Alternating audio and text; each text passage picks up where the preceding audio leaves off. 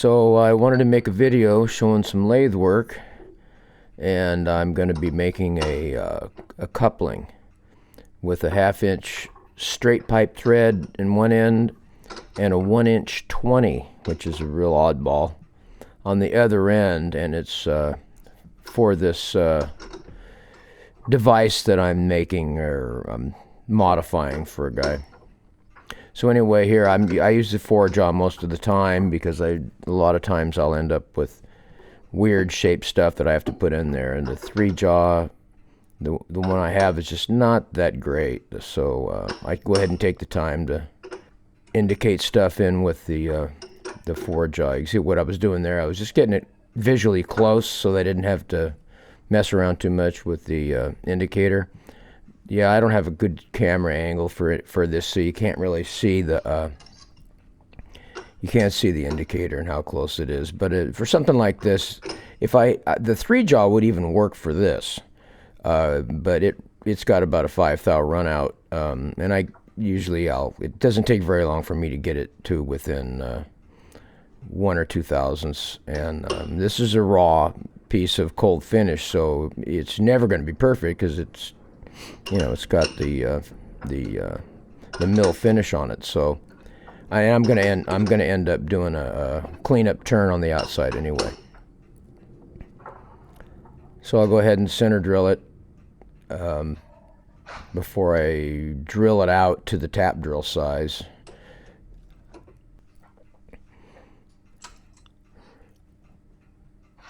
So this lathe is an old Storebro Bruck, I think it's called, made in Sweden, and it's really messed up.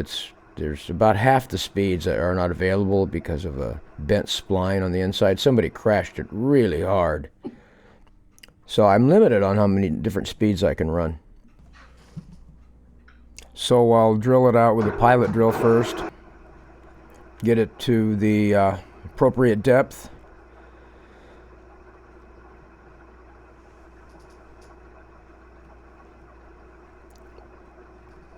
and then switch over to the tap drill, which is 3/4 inch. I have a 1/2 inch NPT tap, but I just didn't have a way of holding it to power tap, so I have to single point it. I'm going to go ahead and clean up the outside, true it up before I thread it.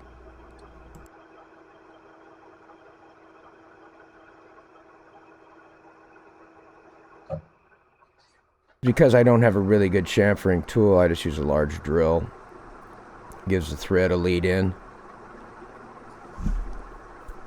And then single point internal threading. It's a 14 thread pitch, which is 1/2 and 3/4 pipe are both 14 threads per inch.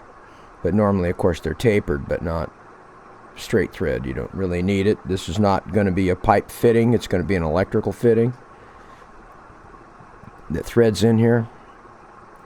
So I'm using a pretty typical threading method. I set the cross slide, and then I use the compound for cutting deeper threads. Just got to remember to roll the cross slide in instead of out, unless you want to break a tool. And I'm just testing the fitting that's actually going to go in there.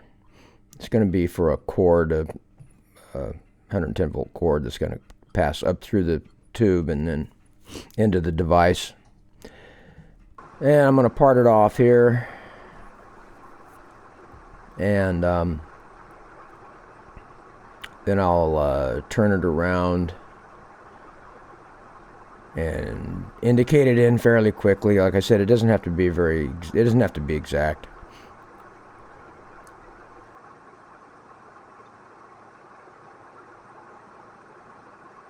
I'm not going to say it.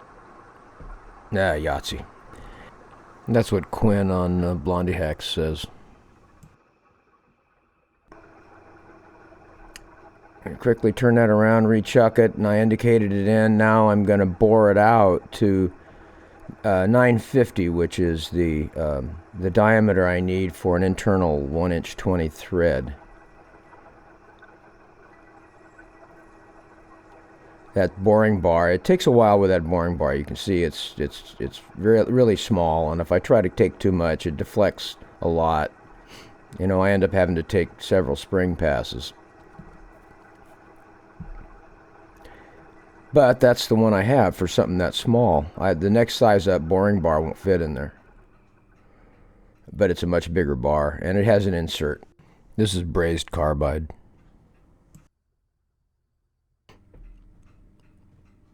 Check it with the snap gauge. Make sure it's right. And then we will go to the threading tool, the internal threading tool, which is a pretty good tool. It's an insertable. I got it from Shars. I've done quite a few threading jobs with it and still haven't had to rotate that insert. I have a dial indicator set up which tells me when to knock it out of gear. It's pretty much the same as I did on the other end of this coupling.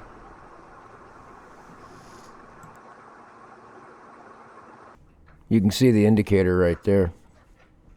Use the cross slide to roll in the tool, and then back out, and then move the cross slide back to where it was, and then increase the compound, or bring the compound back the right amount.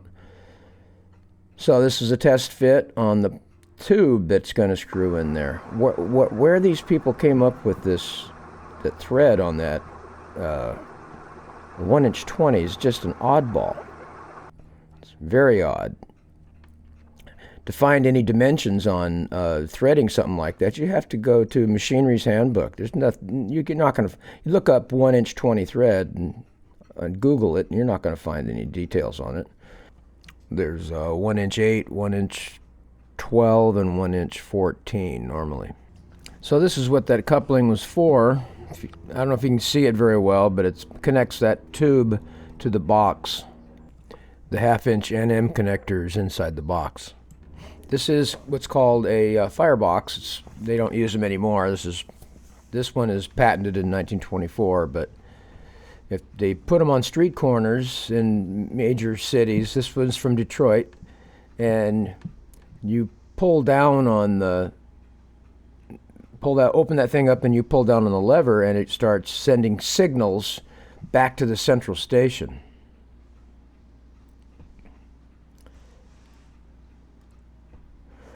See, the code on the box is 5654, so you'll see the light go 5 times and 6 times and 5 times and 4 times, and it runs through that process a total of 4 times, and back all the way back to the central station.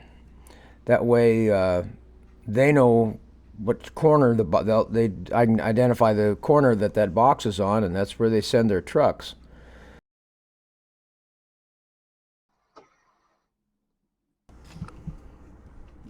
We'll give you a quick peek on the inside here in a second. The mechanism operates by a mainspring. So once one of those boxes goes off, the firemen rewind it. There's also a telegraph key in there so they can send for additional help. Okay. I didn't make a video on all the work I did to this box. It was a fair amount of rewiring, and the original voltage source for these was all DC, somewhere around 30 to 50 volts. So I had to kind of make some changes on the inside. And then the rest of the work I did was just cleaning things up, repainting. I added the light to the top, and I applied the white paint to the embossed areas with a real thin piece of foam pad with an adhesive backing on a piece of wood. But anyway, that's it on this short video. Thanks for watching.